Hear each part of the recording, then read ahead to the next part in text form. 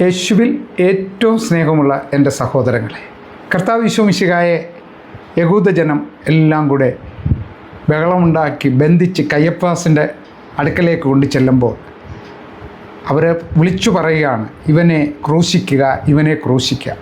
അപ്പോൾ കയ്യപ്പാസ് ചോദിക്കുകയാണ്, ഇവനിൽ നിന്ന് എന്താണ് ഇവൻ പറഞ്ഞത്, എന്താണ് തെറ്റ്? അപ്പോൾ ഒത്തിരി കാര്യങ്ങളൊക്കെ ഇവർ പറഞ്ഞു. ഇതൊന്നും കർത്താവിനെ ക്രൂശിക്കാൻ വേണ്ടി ഒരു നിയമവും ഉണ്ടാകുന്നില്ല.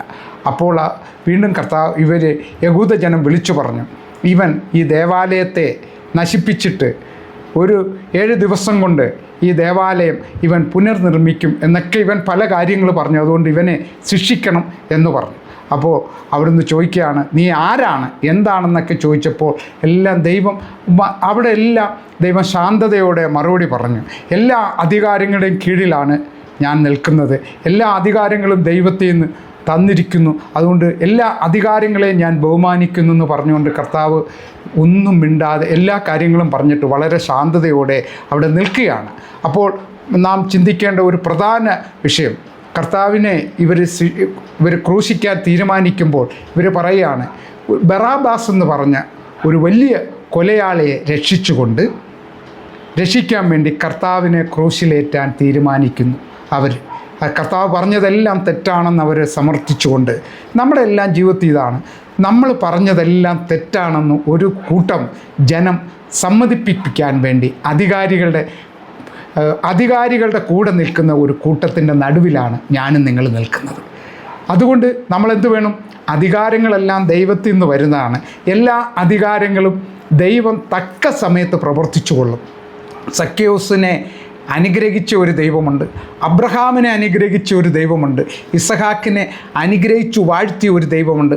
നമ്മളെല്ലാം അനുഗ്രഹിക്കുന്ന ഒരു ദൈവത്തിൻ്റെ മുന്നിലാണ് ഞാനും നിങ്ങളും നിൽക്കുന്നത്. അതുകൊണ്ട് നാം പേടിക്കേണ്ട ഒരു കാര്യവുമില്ല. ഇത് ദൈവത്തിനറിയാം, ഇത് കർത്താവ് ഈശോ മിശിഹായ്ക്കറിയാം, യേശുക്രിസ്തുവിനറിയാം. എന്താണ്? ഞാനൊരു ജനത്തെ രക്ഷിക്കുവാൻ, ഞാനൊരു ലോകത്തെ രക്ഷിക്കുവാൻ, ഞാൻ എല്ലാ ജനത്തിൻ്റെയും തിന്മയെ വിജയിപ്പിക്കാൻ വേണ്ടി ഞാനിപ്പോൾ കഷ്ടത അനുഭവിക്കണം. ചില കഷ്ടതകളൊക്കെ ഒരു നന്മയാക്കി മാറ്റുന്ന ഒരു ദൈവമാണ് നമ്മുടെ ദൈവം. അതുകൊണ്ട് വിശുദ്ധ കുരിശിൻ്റെ ശക്തി നമ്മൾ മനസ്സിലാക്കണം. കുരിശടയാളം വഴി രക്ഷിക്കാൻ വേണ്ടി ദൈവം മറ്റുള്ളവർക്ക് വേണ്ടി എല്ലാ പാപവും മറ്റുള്ളവരെ രക്ഷിക്കാൻ വേണ്ടി കുരിശടയാളം വഴി എല്ലാം ഏറ്റെടുത്ത് മുന്നോട്ട് പോകുന്ന ഒരു വലിയ തമ്പുരാൻ്റെ മുന്നിലാണ് ഞാനും നിങ്ങളും നിൽക്കുന്നത്. കയ്യപ്പാസിൻ്റെ മുമ്പിൽ വരുമ്പോഴും ദൈവം വളരെ ശാന്തതയോടെ വിശ്വസ്തയോടെ തൻ്റെ ജീവിതം തന്നെ അവിടുന്ന് കാണിച്ചു കൊടുക്കുന്നു. നമുക്ക് മനസ്സിലാക്കാൻ സാധിക്കും. മത്തായിയുടെ സുവിശേഷം 26-ാം അധ്യായത്തിൻ്റെ 57-ാം തിരുവചനം, കയ്യഫാസിൻ്റെ അടുക്കലേക്ക് കർത്താവിനെ കൊണ്ടുവരുമ്പോൾ വളരെ കാര്യങ്ങളെല്ലാം അവർ വിളിച്ചു പറയുമ്പോഴും തളരാതെ അവിടെ നിൽക്കുകയാണ്. നമ്മുടെ ജീവിതത്തിൽ നമ്മുടെ കൂട്ടുകാർ, സുഹൃത്തുക്കളൊക്കെ നമ്മളെക്കുറിച്ച് മോശമായ കാര്യങ്ങൾ വിളിച്ചു പറയുമ്പോൾ തളരാതെ നിൽക്കണം.